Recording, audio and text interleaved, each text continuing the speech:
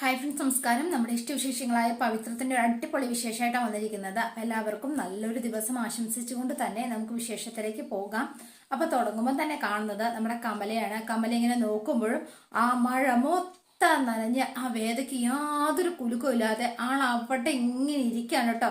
ഒരക്ഷരം പോലും ആരോടും മിണ്ടുന്നില്ല, ഒന്നും സംസാരിക്കാൻ ആരുമില്ല. അങ്ങനെ അങ്ങ് സ്റ്റക്കായിട്ട് ആളിരിക്കാണ്. അപ്പോഴാണ് നമ്മുടെ വിക്രം അങ്ങോട്ടേക്ക് വരുന്നത്. അത് ശരി, അപ്പൊ നീ ഇതുവരെ പോയില്ലല്ലേ? നീ എന്നെ ചലഞ്ച് ചെയ്യാല്ലേ? ഇവിടെ കിടന്ന് ഷോ കാണിക്കല്ലേ? നിന്നെ ഞാൻ കാണിച്ചു തരാടി എന്ന് പറഞ്ഞുകൊണ്ട് പോയി ഒരു വടി ഇങ്ങ് എടുത്തോണ്ട് വരുവാണ് കേട്ടോ. വടി എടുത്തോണ്ട് വന്നിട്ട് ഡി എന്ന് പറഞ്ഞ അവളുടെ നേരെ ഒന്ന് ഓങ്ങി.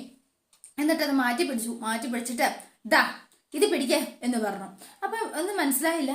പിടിക്കേ, ഇത് പിടിക്കാനല്ലേ നിന്നോട് പറഞ്ഞത്? അപ്പൊ കൈ പിടിച്ച് ഈ വഴി അവളുടെ കയ്യിലേക്ക് വെച്ചു കൊടുക്കാണ്. എന്റെ പൊന്നു സ്ത്രീയെ, വേതാളമേ, ദേഷ്യം വന്നപ്പോ തലയ്ക്ക് ഭ്രാന്ത് പിടിച്ചപ്പോ ചെയ്തു പോയതാണ്. പകരം നീ എന്നെ ആ വടി കൊണ്ട് തല്ല്. നിന്റെ ദേഷ്യം തീരുന്നിടം വരെ തല്ല്. നിന്റെ ദേഷ്യം തല്ലി തീർക്ക്. അങ്ങനെയെങ്കിലും നീ ഇവിടെ നിന്ന് ഇറങ്ങിത്താ. അതെങ്കിലും ചെയ്യ്. ബീറ്റ് മീ എന്ന് പറഞ്ഞുകൊണ്ട് ഇവൻ ഇങ്ങനെ നിൽക്കാണ് വിക്രം. പക്ഷേങ്കില് വേദയ്ക്ക് എന്നിട്ടും യാതൊരു കുലുക്കവുമില്ല. ആളെ സ്റ്റക്കായി തന്നെ അവിടെ നിൽക്കുന്നു.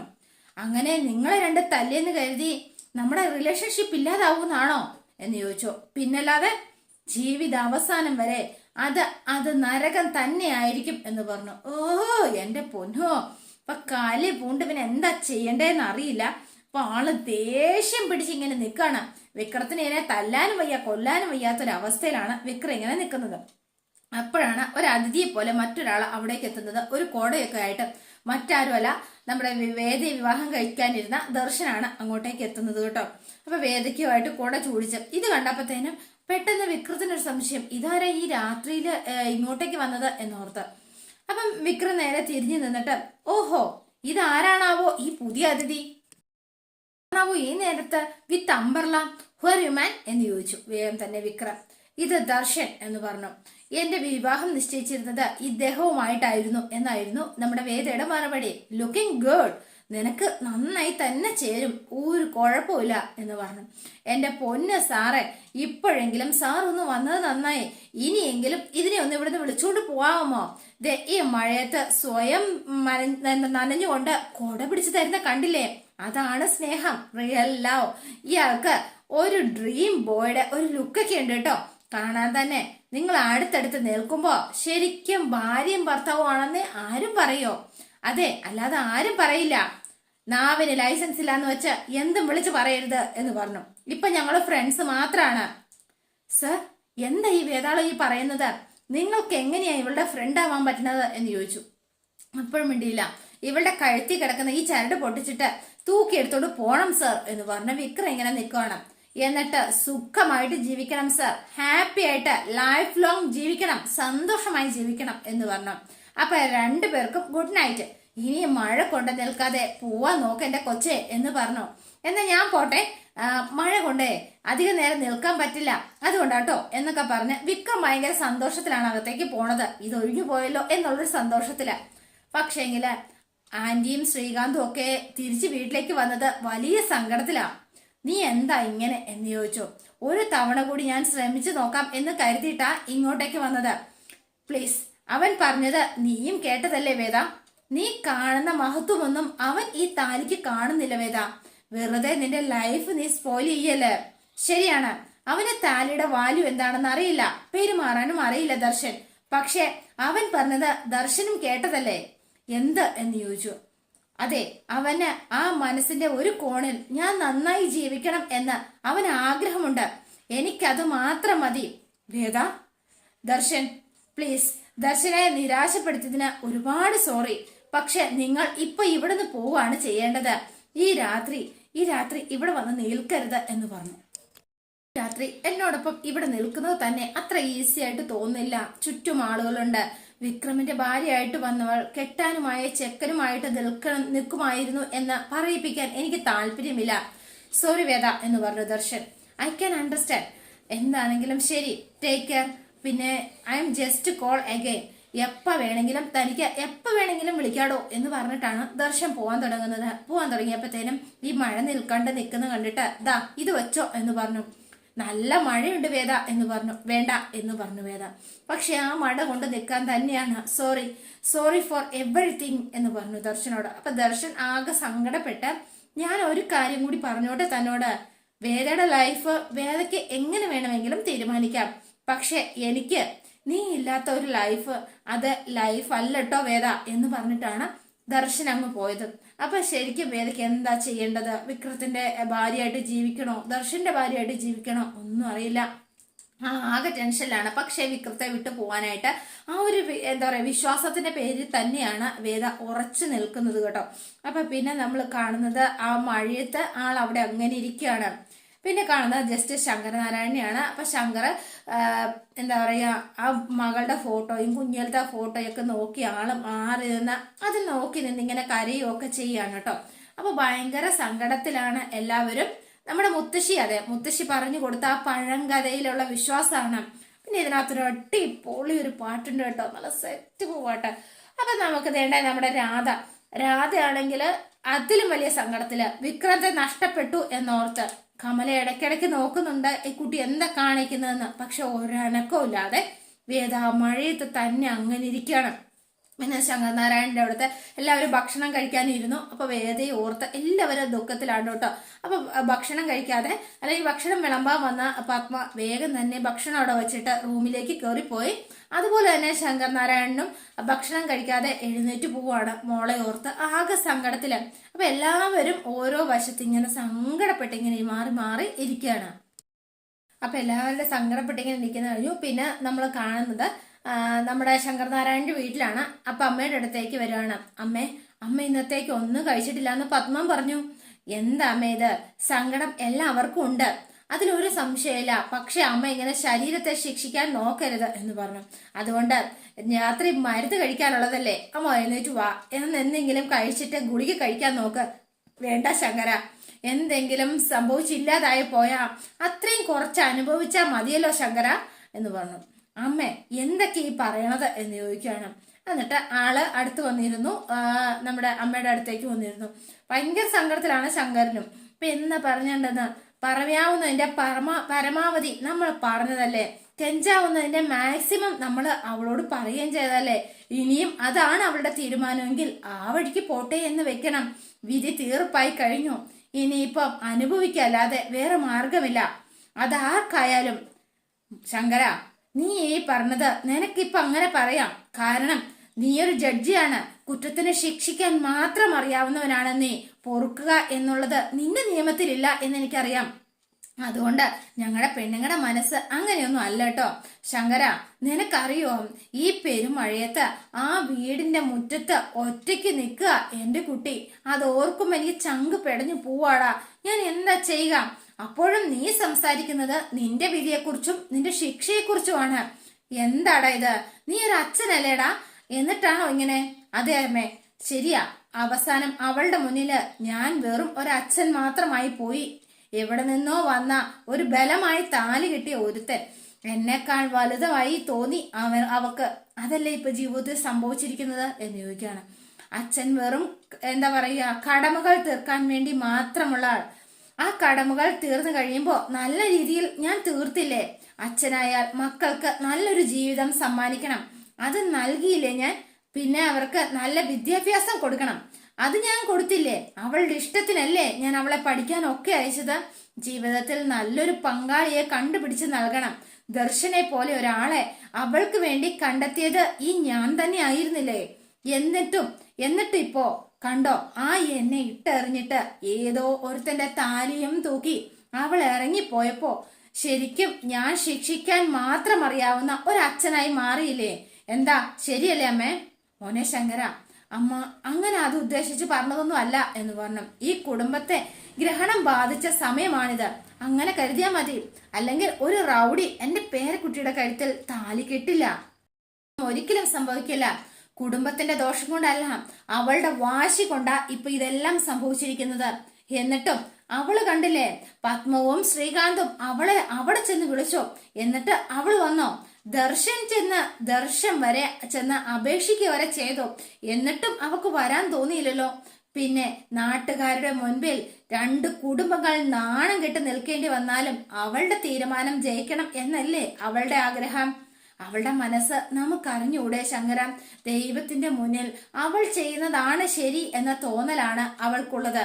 അതുകൊണ്ടാ അവളുടെ ജീവിതത്തിലെ എല്ലാ പ്രധാനപ്പെട്ട തീരുമാനങ്ങളും അവൾ എടുത്തിട്ടുള്ളത് ആ അമ്പലനടയിൽ വച്ചിട്ടാണ്. അതുകൊണ്ട് തന്നെയാണ് ഇതും അങ്ങനെയാണ് അവൾ കാണുന്നതെങ്കിലോ ആ ഉറപ്പ് കൊണ്ടാണല്ലോ അവൾ ഇപ്പോഴും മഴയത്ത് ആ വീടിന്റെ ഉമ്മറത്ത് തന്നെ ഇങ്ങനെ നിൽക്കുന്നത്. ആ തീരുമാനം തെറ്റായിരുന്നു എന്ന് അവൾക്കിപ്പം ബോധ്യപ്പെട്ട് കാണും ശങ്കര. ഉറപ്പായിട്ട് ബോധ്യപ്പെട്ട് കാണും. തിരിച്ചു വരാനുള്ള നാണക്കേടായിരിക്കും എന്റെ കുട്ടിക്ക്. എന്റെ ഈശ്വര, നീ ഒന്ന് പോയി വിളിച്ചാൽ എന്ന് പറഞ്ഞു. അപ്പോഴേക്കും ശങ്കർ ദേഷ്യപ്പെട്ടു. സാധ്യമല്ലമ്മേ എന്ന് പറഞ്ഞു. ഒരിക്കലും സാധ്യമല്ല എന്നാണ് ശങ്കർ നാരായണന്റെ മറുപടി. ദേഷ്യത്തോടെ തന്നെയാണ് കേട്ടോ ആള് പറഞ്ഞത്. അമ്മേ, ഒരു കാര്യം ഞാൻ പറഞ്ഞേക്കാം. ഇല്ലാത്ത നാട്ടിലേക്ക് വഴി വെട്ടുന്നത് പോലെ മണ്ടത്തരമാണത്. ഇനി അവളുടെ തീരുമാനം പോലെ ജയിക്കട്ടെ. ഇനി ആ കാര്യത്തിൽ നമ്മൾ ഇടപെടേണ്ടതില്ല എന്ന് പറഞ്ഞു. അല്ലെങ്കിൽ മനസ്സ് തകർന്നിരിക്കുക. ഇനി അമ്മ തന്നെ എന്തെങ്കിലും വരുത്തി വെച്ചിട്ട് ഞങ്ങളെ കൂടുതൽ വിഷമിപ്പിക്കരുത് പ്ലീസ്, ഒരപേക്ഷയാണ് എന്ന് പറഞ്ഞിട്ട് ശങ്കർ നാരായണൻ എഴുന്നേറ്റങ്ങ് പോവാണ് കേട്ടോ. അപ്പൊ പിന്നെ കാണുന്നത് നമ്മുടെ കമലേനെയാണ്. അപ്പൊ കമല ആകെ സങ്കടത്തിലിരിക്കുകയാണ്. അപ്പൊ വിഷു ഉണ്ട്, അതുപോലെ തന്നെ നന്ദിനിയുണ്ട്, ശ്രീജിയുണ്ട്, എല്ലാവരും ഉണ്ട് കേട്ടോ. അപ്പൊ ഇവരെല്ലാവരും നിൽക്കുന്ന സമയത്താണ് നമ്മുടെ വിക്രം കുളിയൊക്കെ കഴിഞ്ഞ് മഴയൊക്കെ തന്നെ ഒന്നാണല്ലോ. അപ്പൊ ഭക്ഷണം കഴിക്കാൻ വരുവാണ്.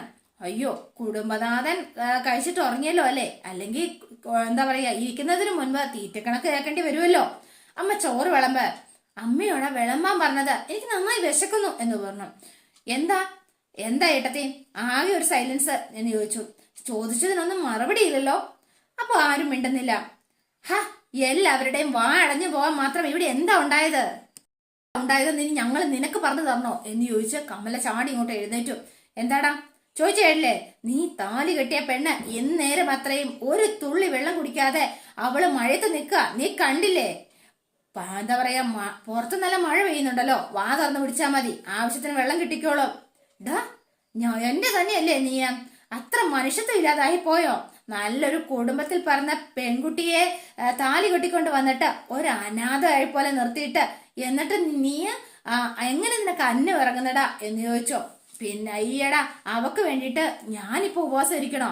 അതാണോ ഇപ്പൊ ഞാൻ ചെയ്യേണ്ടത്? അവളിപ്പം വാശി പിടിച്ചിരിക്കുന്നതിന് ഞാനിപ്പോ എന്ത് ചെയ്യാനാ എന്ന് ചോദിച്ചോ. ഞാൻ എന്ത് പിഴച്ചോ എന്ന് ചോദിച്ചോ. ഇച്ചിരി മാന്യോട് സംസാരിക്ക. വിഷുവേട്ടൻ പിന്നെ എല്ലാ അർത്ഥത്തിലും മാന്യനാണല്ലോ, വെറുതെ എന്നെ കൊണ്ടൊന്നും പറയിപ്പിക്കല്ലേ. നീ താലി കെട്ടിക്കൊണ്ട് വന്നതുകൊണ്ടല്ലേ അവർക്ക് ഇവിടെ ഒന്ന് ഇരിക്കേണ്ടി വന്നത്. വല്ല ഹീറോയിസം കാണിച്ച് താലി കെട്ടുമ്പോഴത്തേനും ഒരു പെണ്ണിന്റെ ജീവിതം നശിപ്പിക്കുന്നതെന്ന് നീ ആലോചിച്ചോ? അത് പിന്നെ അങ്ങനെ പറ്റിപ്പോയി, ദേഷ്യത്തിൽ സംഭവിച്ചാന്ന് ഞാൻ പറഞ്ഞില്ലേ. അത് കേൾക്കാൻ പാവില്ലെങ്കിൽ പിന്നെ ഞാൻ എന്ത് ചെയ്യണം? തൂങ്ങിച്ചാവണോ എന്ന് ചോദിച്ചോ. ദേഷ്യപ്പെട്ടുകൊണ്ടും എന്താ പറയാ നീ ചാടി കടിച്ചത് കൊണ്ട് ഒന്നും അന്ന് നീ ചെയ്ത തെറ്റല്ലാതെ ആവുന്നില്ല എന്ന് പറഞ്ഞു ഏട്ടത്തി. ഞാൻ എന്ത് ചെയ്യണം ഏട്ടത്തി എന്ന് ചോദിച്ചു. നീ അവളെ കൂട്ടി പോണം. എങ്ങോട്ട് പോവാനാമേ? അവളുടെ വീട്ടിലേക്ക് പോണം എന്നാ പറഞ്ഞത്. അപ്പൊ ഇവര് ആകെതായി പോയി, ഷോക്കായി പോയി. നിന്നിട്ട് അവക്ക് നല്ല ബുദ്ധി പറഞ്ഞു കൊടുത്തിട്ട് അവളെ അവിടെ ആക്കിയിട്ട് നീ തിരിച്ചു വരാനാ പറഞ്ഞത്. അപ്പൊ കുറച്ചേരം നിന്നു. നീ സമയം കഴിയുന്നോറും കൂടുതൽ കുഴപ്പാവുള്ളൂ. അറിയാവുന്ന എല്ലാ ഭാഷയിലും ഞാൻ അവളോട് പറഞ്ഞതല്ലേ. അവക്ക് മനസ്സിലാവുന്നില്ലെങ്കിൽ പിന്നെ ഞാൻ എന്ത് ചെയ്യാനാ എന്ന് വെച്ച് അവൾ ആ പടിപ്പുരയിൽ മഴയും കൊണ്ട് നിൽക്കട്ടെ എന്നാണോ? അവക്കതാ ഇഷ്ടമെങ്കിൽ അവള് നിന്നോട്ടെ. അമ്മ എനിക്ക് ഭക്ഷണം തരുന്നുണ്ടോ എന്ന് ചോദിച്ചോ. ആദ്യം ഈ പ്രശ്നത്തിനൊരു പരിഹാരം കാണാം, എന്നിട്ട് മതി ഭക്ഷണമൊക്കെ. ഓഹോ അങ്ങനെയല്ലേ, എന്നാ പിന്നെ ഭക്ഷണം വേണ്ടെന്ന് വെക്കുന്നതായിരിക്കും എനിക്ക് ഏറ്റവും എളുപ്പം എന്ന് പറഞ്ഞ് ഇവൻ ചാടിത്തുള്ളി അങ്ങോട്ടേക്ക് ഇറങ്ങിപ്പോയി. അപ്പൊ ചെല്ലുമ്പോഴത്തേനും വേണ്ട നമ്മുടെ വേദ വീണ്ടും മഴയത്ത് ഇങ്ങനെ ചുരുണ്ട് കൂടി ഒരിടത്ത് ഇങ്ങനെ ഇരിപ്പുണ്ട് കേട്ടോ.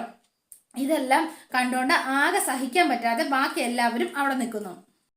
പിറ്റേ ദിവസം രാവിലെ എന്താ പറയുക, ശങ്കറും അതുപോലെ തന്നെ പത്മവും ഭയങ്കരമായിട്ട് ഒരു മണിയടി ശബ്ദം കേട്ടിട്ടാണ് ചാടി എഴുന്നേക്കുന്നത്. ഇതാരാ പതിവില്ലാതെ ഇത്രയും നേരത്തെ മണിയടിക്കുന്നത്?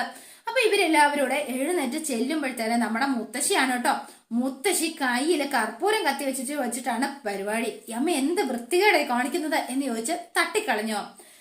കൈ പൊള്ളില്ലേ?